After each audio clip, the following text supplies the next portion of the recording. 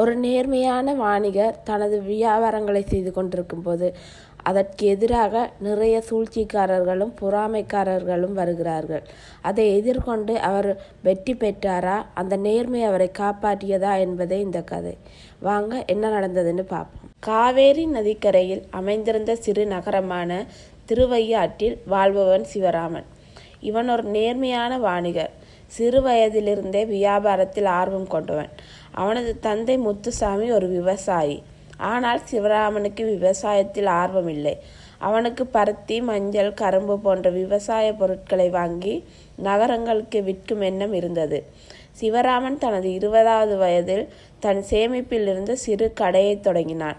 அந்த கடையில் கிராமத்தில் விளையும் பொருட்களை வாங்கி அவற்றை நகரத்தில் உள்ள வியாபாரிகளுக்கு விற்றான்.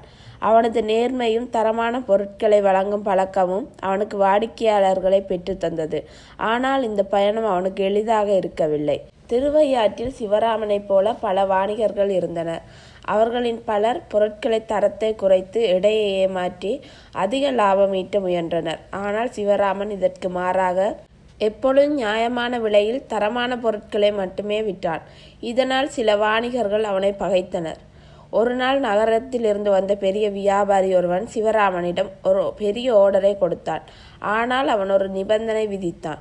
பொருட்களில் எடையில் சிறிது குறைத்து விலையை மலிவாக வைத்தால் இன்னும் பெரிய ஓர்டர்களை தருவேன் என்று கூறினான்.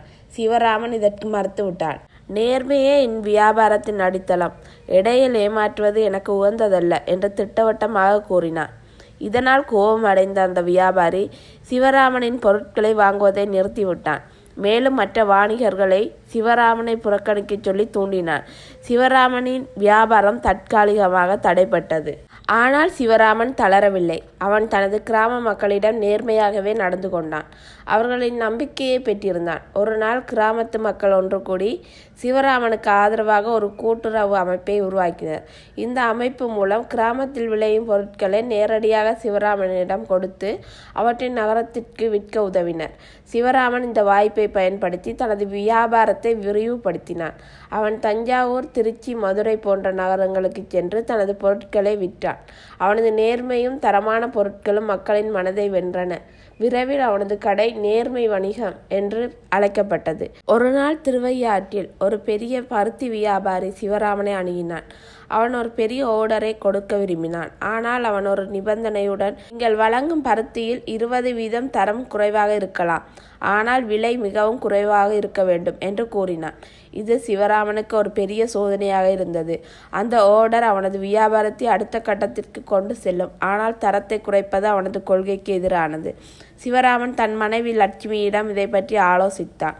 லட்சுமி, நேர்மை உன்னை இவ்வளவு தூரம் கொண்டு வந்திருக்கிறது, இப்போது அதை விட்டு விடாதே, நாம் இந்த சவாலை எதிர்கொள்வோம் என்று உற்சாகப்படுத்தினார்.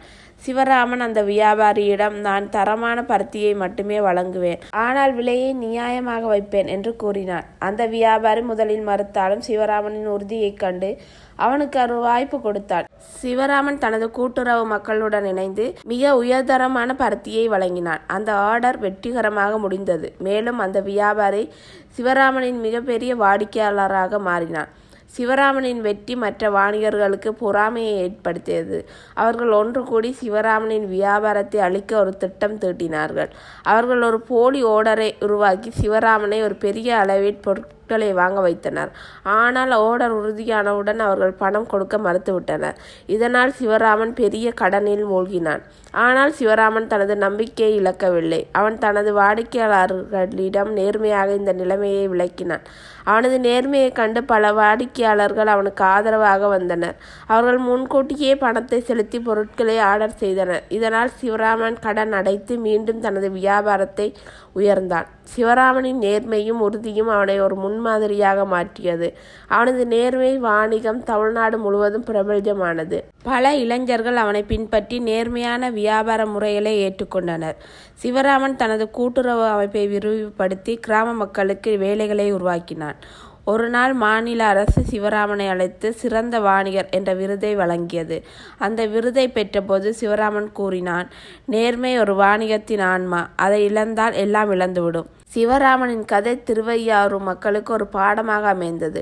அவனது நேர்மையும் உறுதியும் கடின உழைப்பும் அவனை ஒரு வெற்றிகரமான வாணிகராக மட்டுமல்ல, ஒரு மனிதராகவும் உயர்த்தியது. அவனது கடை இன்றும் திருவையாற்றில் நேர்மை வாணிகம் என்ற பெயரில் பலருக்கு உதவியாகவும் முன்மாதிரியாகவும் திகழ்கிறது.